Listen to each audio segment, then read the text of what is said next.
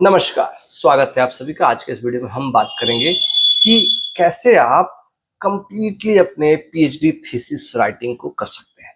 यह वीडियो में हम आपसे ये शेयर करेंगे कि आपके पीएचडी थीसिस के लिए क्या-क्या चीज़ें हैं या चैप्टर्स हैं या आउटलाइन है या आप कह सकते हैं पूरा एक ब्लूप्रिंट है जिसे आपको अपने थीसिस का हिस्सा ज़रूर बनाना चाहिए, जिससे आपका थीसिस कहीं न कहीं स्टैंडर्ड रूप में एक कह सकते हैं क्वालिटीफुल थीसिस का रूप ले सकेगा। सबसे पहले दोस्तों, थीसिस राइटिंग के लिए ये जो वीडियो है इसमें हम सिर्फ थीसिस राइटिंग पर ध्यान नहीं देंगे आपको, बल्कि अगर आपको थीसिस राइटिंग की सर्विसेज भी चाहिए, अगर आप थीसिस राइटिंग से समझें कोई भी गाइडलाइन 1 टू 1 चाहते हैं, पर्सनली चाहते हैं, तो भी आपको हम वो सर्विसेज प्रोवाइड करेंगे जिसमें कि आपका थीसिस एक बेहतर थीसिस बन के उभर सके।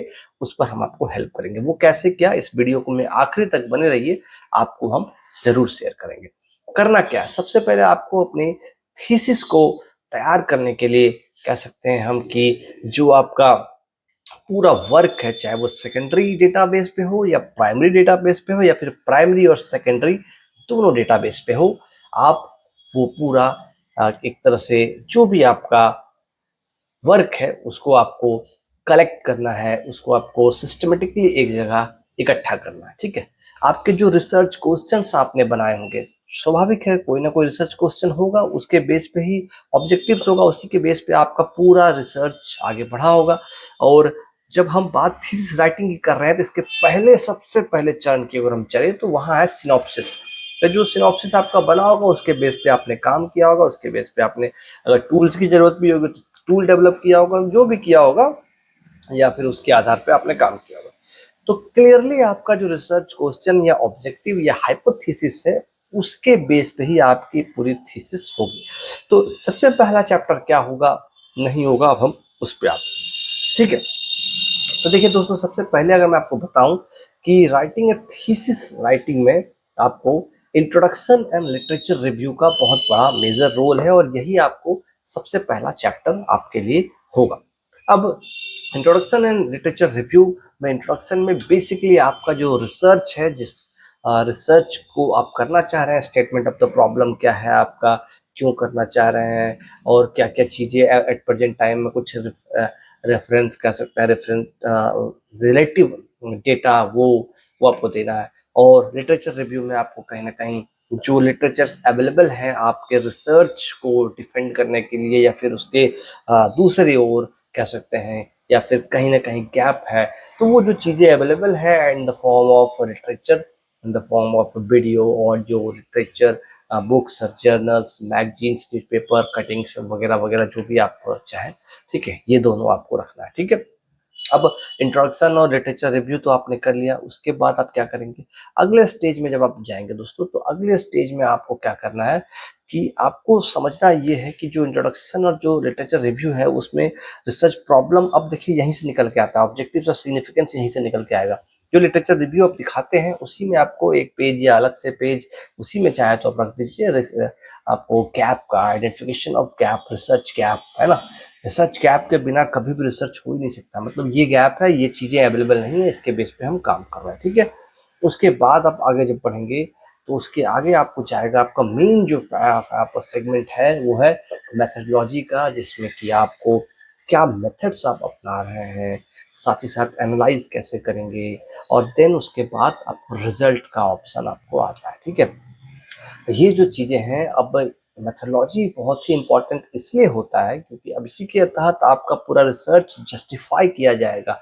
मिक्स मेथड है, क्वालिटेटिव है, क्वांटिटेटिव है, क्यों किया गया, कैसे किया गया, कितने लोगों के साथ किया गया, कब किया गया, इसके लिए जस्टिफिकेशन, जितने भी जस्टिफिकेशन है वो इसमें होंगे। कैसे आप जो डेटा है उसको एनालाइज करेंगे, कैसे उसको आगे आप कहीं ना कहीं थीसिस फॉर्म में या फिर आप उसको एक राइटिंग फॉर्म में लाएंगे, क्या क्या चीज़ें हैं वो चीज़ें आपको इसमें रखना है। जैसे कि एग्जाम्पल ग्रुप में what research methods did you use, पहला होता है। दूसरा, व्हाई डिड यू चूज दस methods, how did you collect and analyse the data.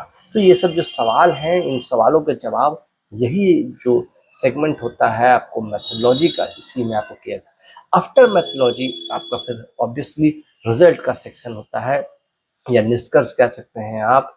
ठीक है, वहाँ पे आप सवाल जो आपके बेसिक रिसर्च क्वेश्चन है उसको आप रखते हैं। अगर आप चाहें तो डिस्कशन भी रख सकते हैं, जैसे कि रिसर्च पेपर्स में रखते हैं डिस्कशन का फॉर्म भी। आप अगर कहीं पे आपने इसको एलोबरेट किया हो, कोलैबोरेटली आपने डिस्कस किया हो, तो वो नहीं तो सिंपली इन जनरल कंक्लूजन आप रख सकते हैं, कोई इश्यू नहीं है। आपको कंक्लूजन रखना है और कंक्लूजन में ही आप डिस्कशन को भी थोड़ा बहुत रखना चाहे तो रखें, नहीं तो कोई इश्यू नहीं है। अब आपको यहाँ पे जो भी आपने हाइपोथेसिस लिए थे उसको जो सपोर्ट करता है उसको देना, जो नहीं करता उसको देना। How your findings relate to existing theories and implications your research has for future studies, ये सब चीज़ों को आपको यहाँ पे रखना है। जो भी आपका फाइंडिंग्स है उसके बाद उसको आपको रखना है, रिलेट करना है आपको बैक टू रिसर्च क्वेश्चंस। जो रिसर्च क्वेश्चंस है, जो फाइंडिंग्स आया है उसमें क्या कैसे आ रहा है, discuss limitations and future research, ये भी ध्यान रखिएगा। लिमिटेशंस बताना बिल्कुल जरूरी। And finally the conclusion, this section is summary of findings, ठीक है। और उसके बाद आपको कुछ नहीं, खत्म। अब आपके मन में सवाल आ रहा होगा कि एडिटिंग और रिवाइजिंग आपको कैसे करना है, नहीं करना है। तो एडिटिंग एंड रिवाइजिंग के लिए आप खुद से भी कर सकते हैं, प्रोफेशनल्स भी ले सकते हैं, और साथ ही साथ आप चाहें तो अपने कलीग्स को, अपने प्रोफेसर्स को भी आप इसमें कहीं ना कहीं लगा सकते हैं। अब मेजर सवाल ये है कि अब आपको अभी भी समझ में यह नहीं आ रहा है कि कैसे और क्या आपको थीसिस लिखना है, तो 7004459007 पे आपको व्हाट्सएप करना है। और यहाँ पे आपको हम कंप्लीटली गाइड करेंगे आपकी अपने पीएचडी थीसिस राइटिंग को लेकर, in the form of writing help, in the form of writing guidance, in the form of drafting और research, in the form of कह सकते हैं हेल्पिंग टू आउटलाइन और helping to completely generate your data into writing form। इस तरीके से हम आपके पूरे पीएचडी थीसिस राइटिंग को कंप्लीटली करने में आपका हेल्प करेंगे।